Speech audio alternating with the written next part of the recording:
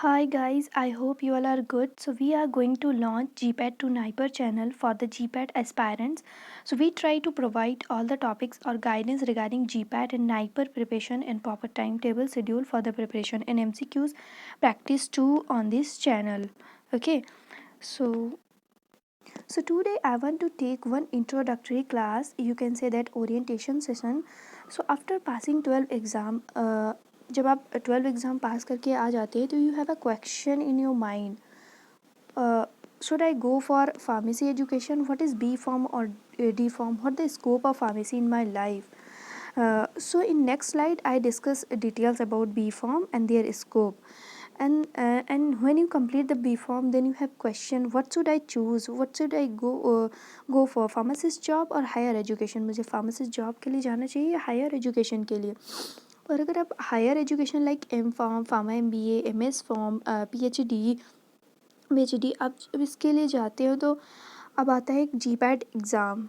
कुछ बहुत सारे लोग होते हैं कि नॉन GPAT भी जाते हैं, बट नॉन GPAT में क्या होता है कि आपको फेलोशिप नहीं मिलती है और इतनी वैल्यू भी नहीं होती है। तो यू शुड, अगर आप हायर एजुकेशन के लिए जा रहे हैं तो आप ट्राई करें कि GPAT एग्ज़ाम से ही जाएं, क्योंकि GPAT एग्ज़ाम क्वालिफाई करने के बाद जब आप एम फॉर्म में जाते हैं तो वो 12,400 पर मंथ स्टाइपेंड मिलता है फ्रॉम द गवर्नमेंट। ओके, तो हम डिटेल अबाउट GPAT एग्ज़ाम देखेंगे, GPAT एग्ज़ाम होता क्या है, कितने क्वेश्चन होते हैं, वो मैं नेक्स्ट स्लाइड में देखूंगी। ओके, फिर उसके बाद में आता है GPAT एग्ज़ाम प्रिपरेशन। तो देखो GPAT एग्ज़ाम की प्रिपरेशन जो होती है वो एक दिन की नहीं होती है। You have to prepare lot of subjects in one time. Okay, तो एक दिन की प्रिपरेशन में एक GPAT एग्ज़ाम आप नहीं दे सकते। एक सूटेबल टाइम जो होता है आपको 4 सेमेस्टर से ही प्रिपरेशन स्टार्ट करनी चाहिए। सो है कि what is B Pharm and their scope. देखो ये एक UG degree, under graduate degree course होता है in field of pharmacy education, professional course है और ये 4th ईयर का प्रोग्राम होता है। इसमें 8 सेमेस्टर होते हैं। You have to lots of study, you have to clear all the semester in the B pharm. फिर इसका स्कोप ये होता है कि आप ड्रग इंस्पेक्टर या गवर्नमेंट फार्मेसी में जा सकते हो। ये जो है इसमें वेट बहुत करना पड़ेगा आपको, जल्दी वैकेंसी आती नहीं है, इसलिए मतलब मोस्टली स्टूडेंट जो होते हैं वो हायर एजुकेशन चूज़ करते हैं। Higher education like M pharm, pharma MBA, MS pharm, PhD program, इसके लिए आपको GPAT क्वालिफाई होना चाहिए। नॉन क्वालिफाई भी जाते हैं, पर आपको जैसे मैंने बताया कि you should qualify GPAT exam. Okay, अगर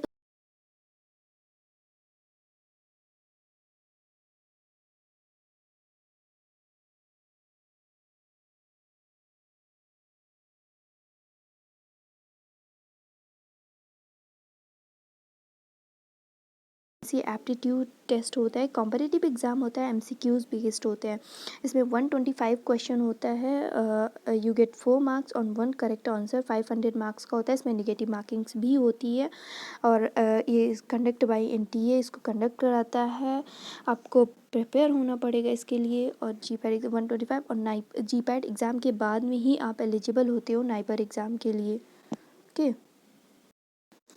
my opinion for GPAT exam, अगर आपके पास में 2 ऑप्शन होंगे, सेल्फ स्टडी से क्या GPAT एग्ज़ाम प्रिपेयर कर सकता हूँ और कोचिंग लग सकती है।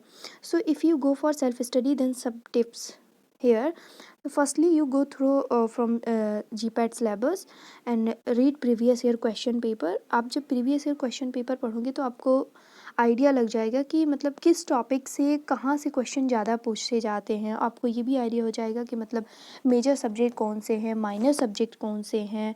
And make time table schedule for study. Time table आपके लिए बहुत ज़्यादा मतलब शेड्यूल आपको बनाना ही है, तभी आपकी स्टडी हो पाएगी। एक माइंड मेकअप बना लेना है आपको कि मतलब आज मुझे इतना कंप्लीट करना है, देन कंप्लीट करना है, no.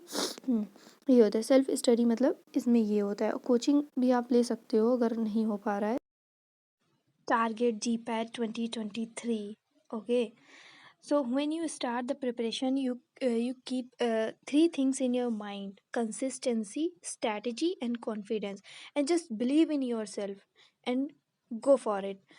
And when you start studying, hundreds of excuses will come to your mind, but you should keep one sentence in mind: